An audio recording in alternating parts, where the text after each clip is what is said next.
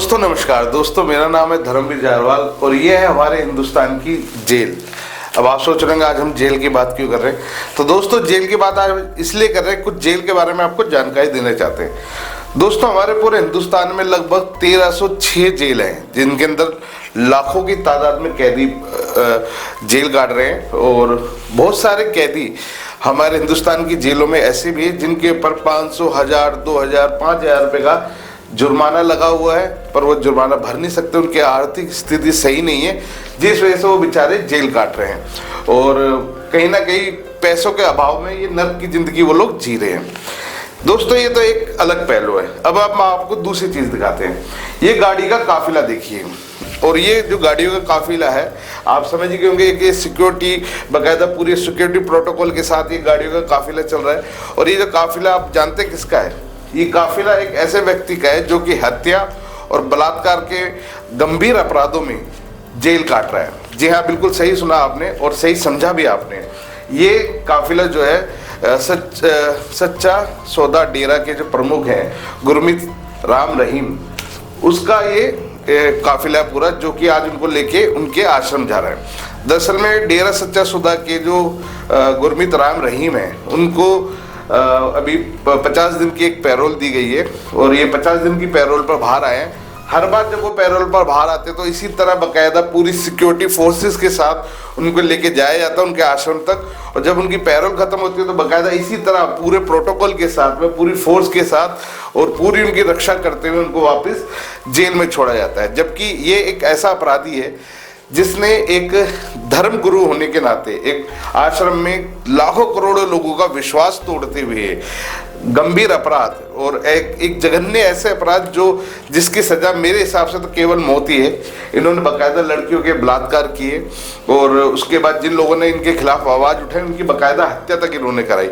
ऐसे गंभीर अपराधों में ये आदमी जेल में बंद है, बाकायदा सजा याफ्ता मुजरिम है।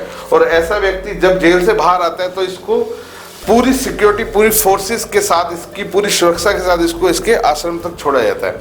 ये अपने आप में बड़ी ही एक हैरानी वाली बात है।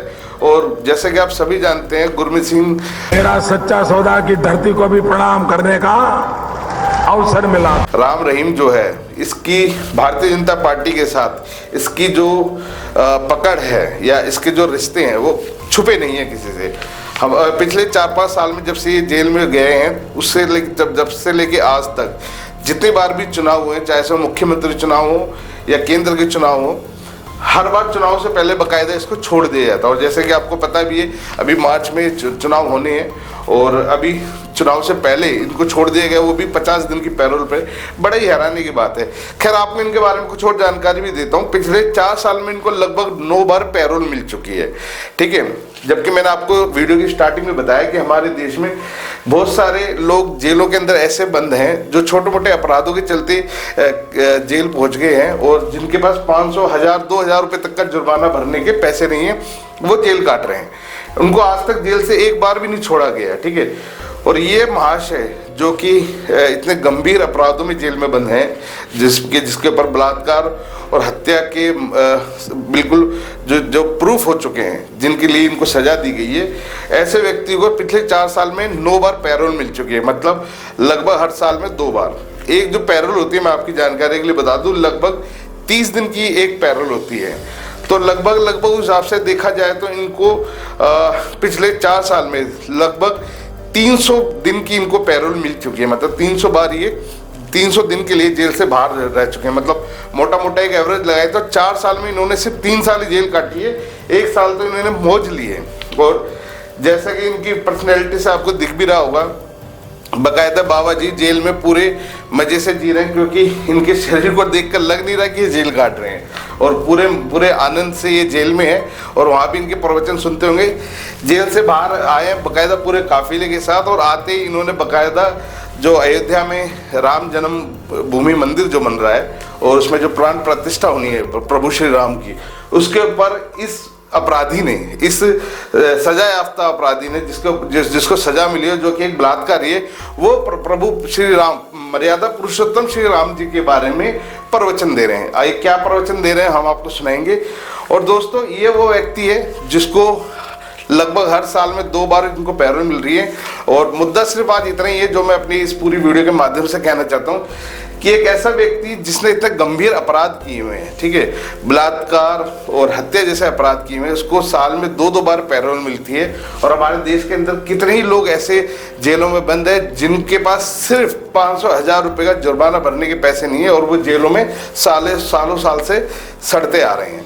तो दोस्तों ये कहीं ना कहीं देखा जाए तो हमारी सरकार की कमी है, बीजेपी सरकार की कमी है, क्योंकि बीजेपी सरकार की राम रहीम के साथ अच्छी खासी साठगांठ है, जिसके चलते इनको पैरोल भी मिल जाती है। मैं मानता हूँ इस बात को बिल्कुल सही, आप लोग कहना भी चाह रहे होंगे कि जो पैरोल है वो कोर्ट देता है, इसमें सरकार का कोई हाथ नहीं होता, मैं मानता हूँ इस बात को।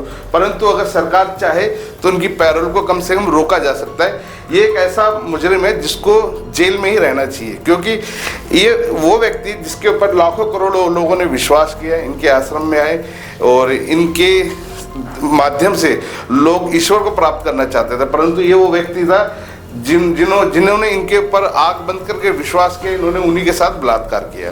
तो ऐसे व्यक्ति को कोई हक नहीं है जेल से बाहर आने का, और जेल से बाहर तो आ ही रहे हैं, साथ में बाकायदा सरकार हमारी पूरी चाक चौबंद इनके लिए कर रही है। तो ये बड़ी सोचने वाली बात है। और दोस्तों आज इस वीडियो के माध्यम से मेरा सवाल आपके साथ भी है, आपसे भी मैं ये पूछना चाहूँगा, क्या इस तरह के आपराधिक व्यक्ति को जेल से बाहर आना चाहिए? जो खास तौर से ये खास इसलिए इनके लिए बोल रहा हूँ मैं ये बात, क्योंकि ये एक ऐसा व्यक्ति है जिसके ऊपर लोग धर्म के साथ जुड़े हुए थे, ठीक है, और लोग कहीं ना कहीं भगवान को, ईश्वर को प्राप्त करने के लिए इनके पास आते थे, ताकि ये उनको रास्ता दिखा सके कि ईश्वर को कैसे प्राप्त किया जा सकता है। और यही वो व्यक्ति जिन्होंने उनके बिल्कुल अंधविश्वास को, जो लोग पूरे अंधे होकर इनके ऊपर विश्वास करते थे, उनका विश्वास तोड़ा और बाकायदा उनकी बहन बेटियों के साथ बलात्कार किया। तो ऐसे बलात्कारी व्यक्ति को क्या जेल से बाहर रहने का कोई हक है? और इनकी बाकायदा पर्सनैलिटी से आपको पता ही चल रहा होगा कि ये जेल में कैसे मजे ले रहे हैं। मेरे हिसाब से तो जेल इनके लिए 5 स्टार होटल से कम नहीं है।